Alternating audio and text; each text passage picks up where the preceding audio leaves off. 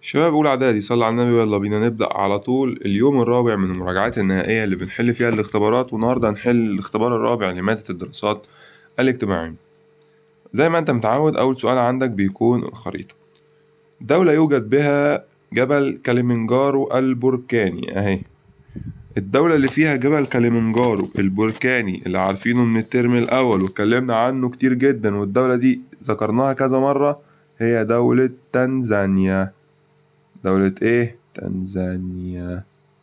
طيب، أولى الدول الأفريقية في أعداد الإبل. الدولة اللي هي جار السودان ديت على طول، وأول دولة في أفريقيا بتنتج جمال هي تشاد. دولة مين؟ دولة تشاد. أولى الدول الأفريقية إنتاجا للذهب. الدولة ديت اللي بتطل على خليج غينيا، وهي دولة غانا. دولة إيه؟ غانا. طيب، دلل. لم تقتصر مساعدة مصر لحركات التحرر الأفريقية على الجانب العسكري. يعني مصر لما كانت بتساعد حركات التحرر، طيب الحركات التحرر اللي هي في أفريقيا ضد الاحتلال، ضد مين؟ ضد الاحتلال، سواء كان الاحتلال الفرنسي أو الاحتلال البريطاني أو أي نوع من أنواع الاحتلال. مصر قدمت مساعدات للدول دي، بس خلي بالك هي مش مساعدات عسكرية بس. مش مساعدات ايه؟ عسكرية بس، ده مصر كمان قدمت مساعدات مادية. قدمت ايه؟ مساعدات مادية، وخلت مقر المقاومة اللي ضد الاحتلال يكون في القاهرة. يكون في ايه؟ في القاهرة. وعملت مصر إذاعة موجهة للدول الأفريقية كان مركزها مصر. يعني مصر خلت الناس دول يجوا عندها ويبقى ليهم مقر في القاهرة، وقدمت لهم مساعدات مادية، وعملت لهم إذاعة كمان تنقل الأخبار بتاعتهم وتعرف الناس كلها في كل حتة في العالم. يبقى هل إحنا لو قلنا مصر قدمت مساعدات عسكرية بس؟ طبعا الكلام ده غلط. ده قدمت مساعدات مادية وعسكرية، وخلت مقر المقاومات ديت بيكون في القاهرة، وعملت لهم إذاعة، وعملت للدول الأفريقية كل حاجة عشان تساعدها في التحرر من الاستعمار. ما العلاقة بين الفيضانات القوية، خلي بالك القوية، والإنتاج الزراعي؟ طبعا أنت عارف الفيضان يعني لما كمية المية اللي موجودة في نهر مثلا، أو موجودة مثلا في بحيرة عذبة، أو موجودة في أي حاجة فيها مية، الفيضان دوت إن الكمية ديت تزيد عن الحد المطلوب. مش هنا بيقولك إيه؟ مش تزيد زيادة عادية، لأ ده تزيد زيادة قوية، يعني تزيد زيادة مبالغ فيها. فالمية تطلع من النهر أو تطلع من البحيرة، تغرق كل الأراضي الزراعية اللي موجودة جنبها. تغرق الأراضي الزراعية اللي جنبها على طول، أو حتى الأراضي الزراعية اللي بعيد عنها لما تكون مية كتير أوي. يبقى العلاقة ما بين الفيضانات القوية والإنتاج الزراعي، يبقى تؤدي الفيضانات القوية إلى تدمير المحاصيل الزراعية، وبالتالي ينخفض الإنتاج الزراعي في قارة أفريقيا.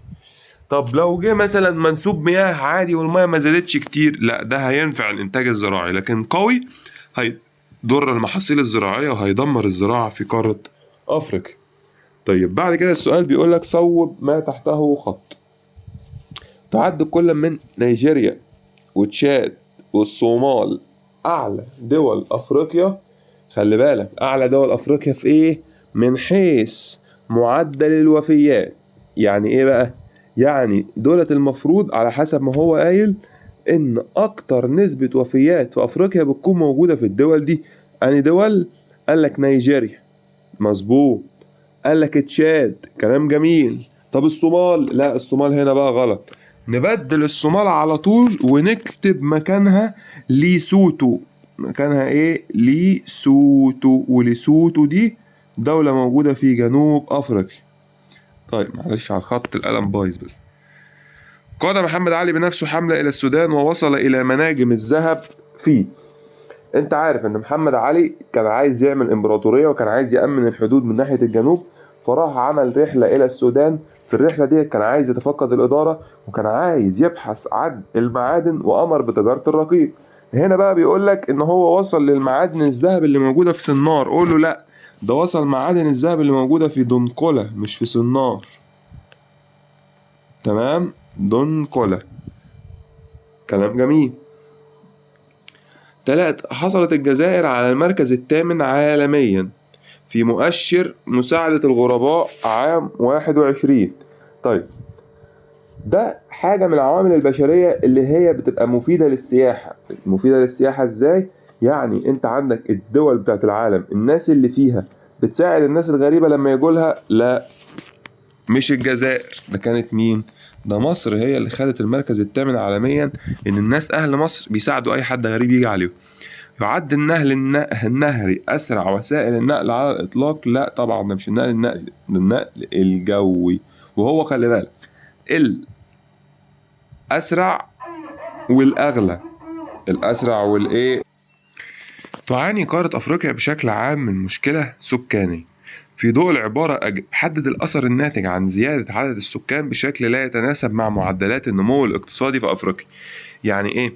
يعني السكان بيزيدوا بشكل سريع وبشكل كبير، في نفس الوقت معدلات النمو الاقتصادي مش قادرة إن هي تقاوم الموضوع دوت أو تمشي معاه حتى.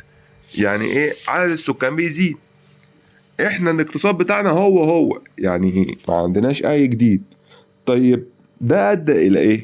هيؤدي أول حاجة إلى زيادة الضغط على الخدمات.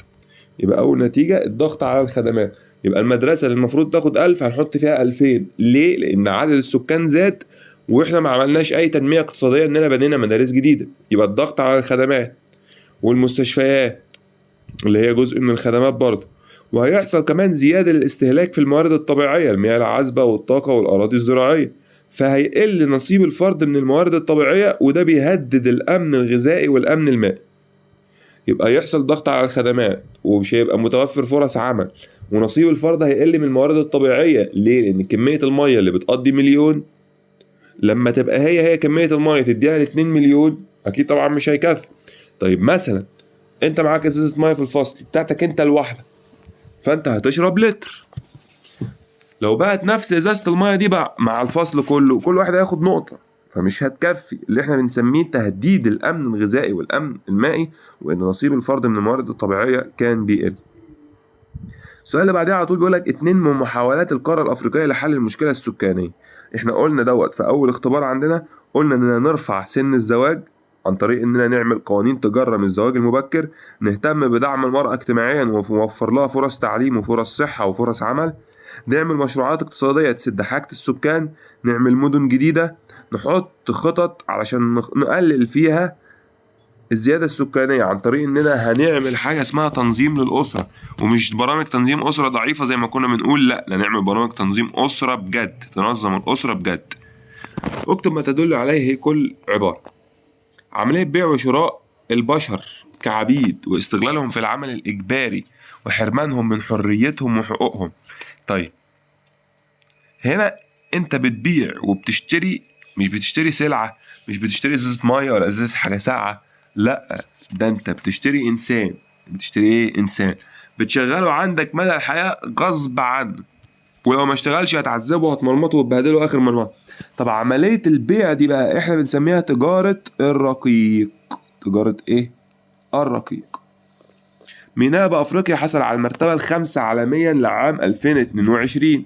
في أفريقيا احنا اتكلمنا عن ميناء بورسعيد واتكلمنا عن ميناء دار السلام اللي موجود في تنزانيا، لكن أنهي ميناء فيهم اللي خد المركز الخامس عالميا؟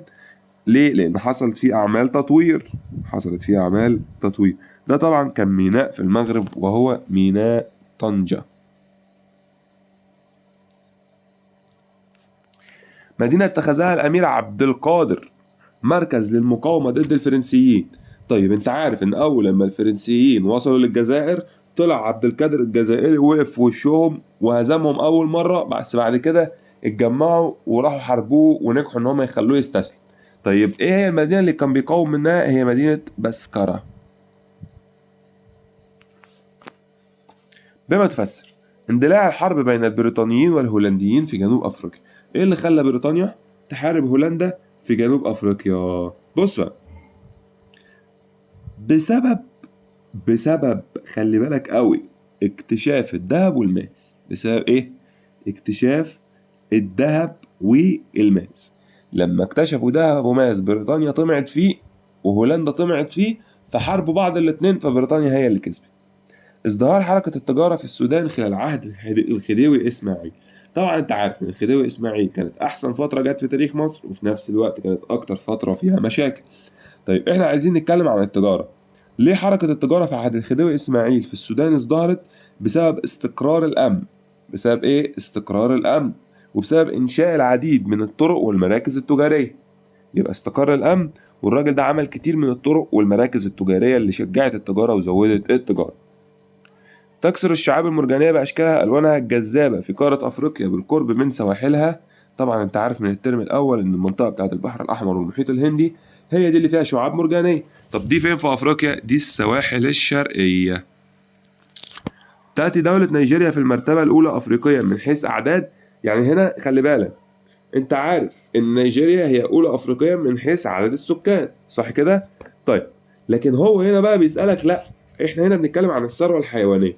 نيجيريا هي رقم 1 في عدد الأغنام والماعز. الأغنام والإيه؟ والماعز، أو الماعز والأغنام. مركز مكافحة الإرهاب لتجمع دول الساحل والصحراء مقره في مدينة. لما جمعت دول الساحل والصحراء كانوا بيعانوا من مشكلة اسمها الإرهاب، فعملوا مكان. المكان ده هو المخصص لمكافحة الإرهاب. لمكافحة إيه؟ الإرهاب. ومقر مكافحة الإرهاب ده موجود في القاهرة. بعد كده إيه اللي بيحصل عندنا؟ حدد معوقات السياحة في أفريقيا. يعني مش عايزك تقول لي مميزات السياحة، لا أنا عايزك تقول لي معوقات السياحة، يعني المشاكل اللي بتواجه السياحة. خد عندك بقى 5 مشاكل. أول حاجة، الظروف المناخية السيئة في العديد من دول أفريقيا. معظم دول أفريقيا حر نار، فالناس مش هتجولها بسبب ارتفاع درجة الحرارة. كثرة الأمراض والأوبئة المستوطنة اللي اتكلمنا عنها في البداية. الأمراض والأوبئة المستوطنة بتموت سكان أفريقيا أساسا، فمش معقول حد من بره يجي يعيش فيجيله مرض ويموت. يبقى الأمطار المستوطنة بتقلل عدد السياح. ضعف شبكات النقل والمواصلات والبنية التحتية، مفيش نقل ولا مواصلات.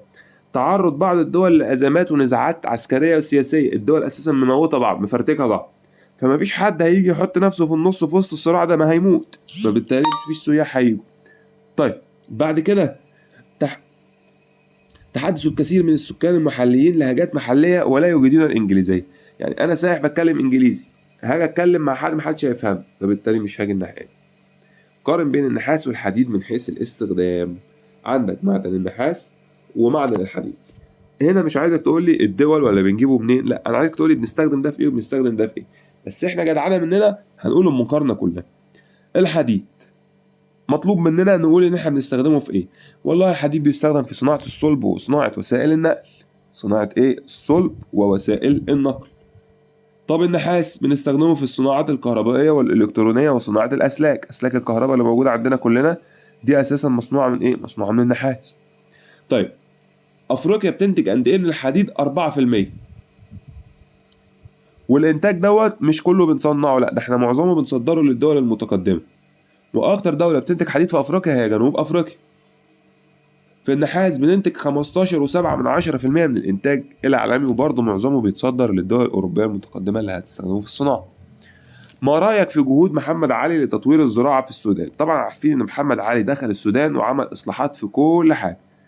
طب اصلاحات محمد علي في الزراعه في السودان كانت ايه رايك فيها؟ رأيك هنا يعني انت هتقول لي وجهة نظرك في الحاجات اللي عملها، يعني هتقول لي وجهة نظرك وهتقول لنا كمان الحاجات اللي عملها. طيب خلينا اقول وانت قول معايا. اول حاجة، انا مؤيد لموقف محمد علي وشايف ان محمد علي كان تمام. ليه؟ لانه بعت مزارعين مصريين لتدريب السودانيين على اساليب الزراعة المتقدمة. يبقى موافق مع محمد علي على ارساله لمزارعين مصريين لتدريب السودانيين. برضه مؤيد لمحمد علي في الاهتمام بمشروعات الري وانشاء السواقي. مؤيد لمحمد علي في حفر قنوات الري، ده اللي زود مساحات الأراضي الزراعية. ومؤيد ليه كمان في إنه أدخل زراعة بعض المحاصيل الجديدة زي القطن وقصب السكر وأشجار فاكهة، حاجات السودانيين ما كانوش يعرفوها. وإن محمد علي كمان اهتم بالإنتاج الحيواني واهتم بتصدير الماشية. وده كان الاختبار الرابع اللي بنحل فيه وبنراجع فيه مراجعات النهائية لمادة الدراسات الاجتماعية. مش هسيبك لحد مراجعة ليلة الامتحان. أنا مستر كريم عز، وسلام.